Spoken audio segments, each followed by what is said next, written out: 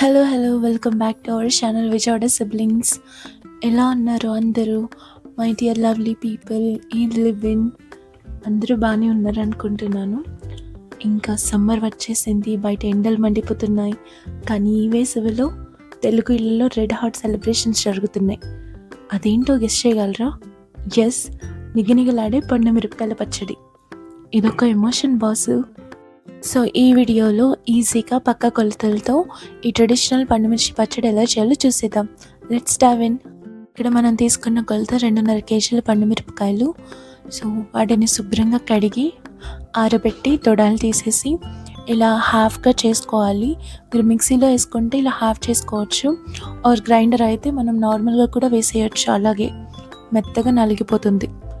2.5 కేజీల పండు మిర్చికి మనం 750 గ్రామ్స్ చింతపండు తీసుకోవాలి. అందులో పిక్కలు పీచు లేని ఫ్రెష్ చింతపండు కావాలి. అండ్ మనం సాల్ట్ కూడా 750 గ్రామ్స్ తీసుకోవాలి. మీకు కావాలంటే మీరు క్రిస్టల్ సాల్ట్ కూడా యూజ్ చేయొచ్చు. సో పచ్చడి రెడీ అయిపోతుంది. ఇది ఇలా గ్రైండర్లో వేస్తున్నాం, మిక్సీలో వేస్తే హాఫ్ కట్ చేసుకోవాలి, మర్చిపోకండి. అండ్ మీకు ఒక స్టోరీ చెప్తాను. చిన్నప్పుడు మా అమ్మమ్మ పచ్చడి పెడుతుంటే ఆ మిరపకాయల ఘాటికి ఇల్లంతా తుమ్ములు వచ్చేసేవి. ఎందుకమ్మా ఇంత కష్టం అంటే, ఒక్కరోజు కష్టపడితే ఏడాదంతా కమ్మగా తినొచ్చు అనేది. నిజం కదా. ఈ పచ్చళ్ళు ఊరుతుంటే వచ్చే ఆ వాసన ఉందే, అది పక్కింటి దాకా వెళ్ళాల్సిందే.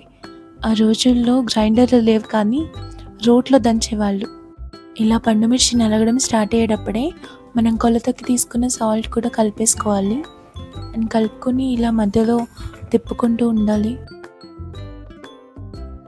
ఇక్కడ చూడండి, ఆ ఎర్రటి రంగు, ఆ ఘాటైన వాసన, అబ్బా చూస్తుంటేనే నోరు ఊరిపోతుంది. చాలామందికి ఈ స్పైసెస్ అంతగా పడవు, అందులో నేను ఒకదాన్ని. సో అయినా సరే నేను నెయ్యి వేసుకొని స్పైసెస్ తింటాను. మీరు కూడా అలా ఎవరైనా ఉన్నారా? సో ఈ వేసవిలో పట్టే పచ్చళ్ళు అంటే చాలామందికి నచ్చుతుంది, అది కూడా స్పెషల్గా మన ఆంధ్ర పీపుల్కి. ఇందాక నేను చెప్పాక కొలత 750 గ్రామ్స్ పిక్కలేని చింతపండు, క్లీన్గా ఉండాలి. సో అది కూడా ఈ పచ్చడిలో యాడ్ చేసుకొని చింతపండు పండుమిర్చిలో కలిసిపోయేలాగా మెత్తగా రుబ్బుకోవాలి. ఇలా రుబ్బేటప్పుడు కొంచెం దూరంగా ఉండండి. నాకు ఒకటే భయం, ఎగిరొచ్చి ఎక్కడ కంట్లో పడుతుందో అని చెప్పి. ఫనీ కదా. సో మనం దీనికి సరిపడా పసుపు తీసుకోవాలి, కాస్త మీకు తెలిసిపోతుంది పచ్చడి చూసేటప్పుడు.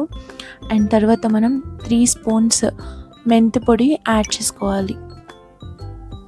మొత్తం రుబ్బేశాక ఒక జాడి కానీ ఒక డబ్బాలో కానీ భద్రంగా స్టోర్ చేయండి. వెంటనే తినేయకండి సుమా, దీనికి 3 రోజులు టైం కావాలి. సో ఈ 3 రోజుల్లో మిరపకాయల ఘాటు, ఉప్పు, పులుపు అన్నీ కలిసి ఒక అద్భుతం జరుగుతుంది. ఇక మన పండుమిర్చి పచ్చడి రెడీ. 3 డేస్ తర్వాత పర్ఫెక్ట్ తాలింపు వేసుకొని, వెల్లుల్లిపాయలు ఎక్కువ వేసుకొని, అండ్ వేడి వేడి అన్నంలో నెయ్యి వేసుకొని తింటే అదిరిపోతుంది. ఈ సమ్మర్లో అందరు చల్లగా ఉండండి. Thanks for watching. లైక్ చేయడం మర్చిపోవద్దు. బాయ్.